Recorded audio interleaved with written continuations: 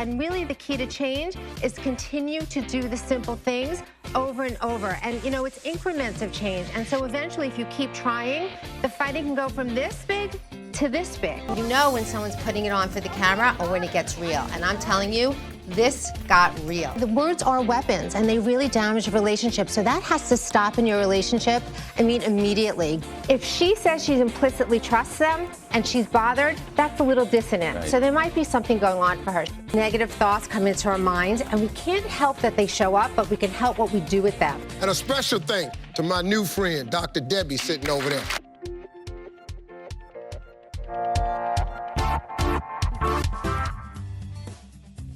All right, step 2 is to avoid the you should sentences. Vital advice. Dr. Debbie. Shoulds are a detriment. If we're shoulding ourselves, or especially if someone's shoulding us, all it brings up is our shame and insecurity, and we will not hear a word that they have to say, and we will become very defensive. And so if you actually want to be helping someone, you have to start with I statements, and this way they will hear your message and they will not get defensive. You know, for instance, I tried something with my kid and it worked really well. You may want to try it for yourself, and that would be the best way to do that. This child lost his mother at the age of 1, and with the engagement, from a deep place, those fears of being left again got triggered, and that's why his behavior has changed. How can Dominique and Christy better their relationship with Isaac? The problem is you must be consistent and persevere with consequences, right? So every time that this child acts out, he knows he's loved, the behavior's not accepted, because he's testing boundaries and he actually needs the structure as well. And I really appreciate it. You've been the best. This is the best advice I've heard directly. Thank you. Because you have been dead on point. Thank you so much. Each one of you is so stuck in your perspective that you're not paying attention to what's going on for the other person, you know? And it would go a long way if you could take a step back and not make it about you, but really understand the other person. You know what? That is so true. So there's a technique called thought stopping, where you're supposed to stop the negative thought, shift to a positive one. It works, but people don't do it. So I have this technique of blowing up balloons, putting all your negative thoughts here, and right before you say, when a negative thought comes in, say stop, and then pop, and you'll automatically go into a positive feeling. It will never get better. Stop! And how good do you feel? Do it again. I can't do it. Stop! And, woo! Joining me with Answers psychologist Debbie Maggots. Debbie, good to see you this morning. Thanks. First, you have to have an open conversation and see if there's not something that happened over the years that wasn't discussed, that you can kind of get rid of the awkwardness.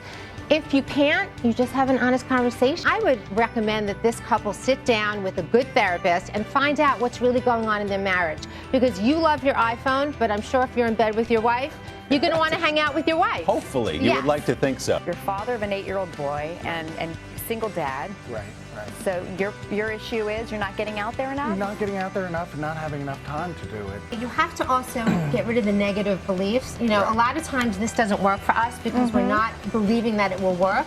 And so you have to be persistent and consistent and know that it can happen for you. Really, her daughter really felt all of her mother's pain along the way. The show's psychologist, Dr. Debbie Maggots, taking us inside the mother-daughter experiment, Celebrity Edition. And tell you that during this very intensive time, there's no one who walked out of that experience unchanged. So I've asked my friend, psychologist Dr. Debbie Maggots, to join me to give us some insight on how to cure those common blues. So welcome again to the show. Thank you. This is a habit, so it can be changed, and we have to stamp in new behavior. So it's hard at the beginning, but once you start doing things differently, eventually you won't have to think about it so much. It will become more natural to you. And if you remember, one new behavior starts the change.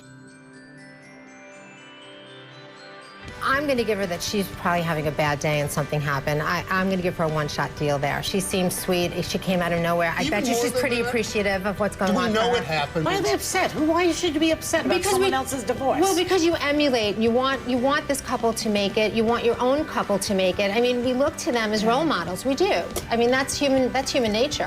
I also think it's opportunity, what opportunities you have, what kind of couple you are. You know, couples that have two separate lives, doing things out in the world, meeting other people all the time, you lose some sort of attachment to each other.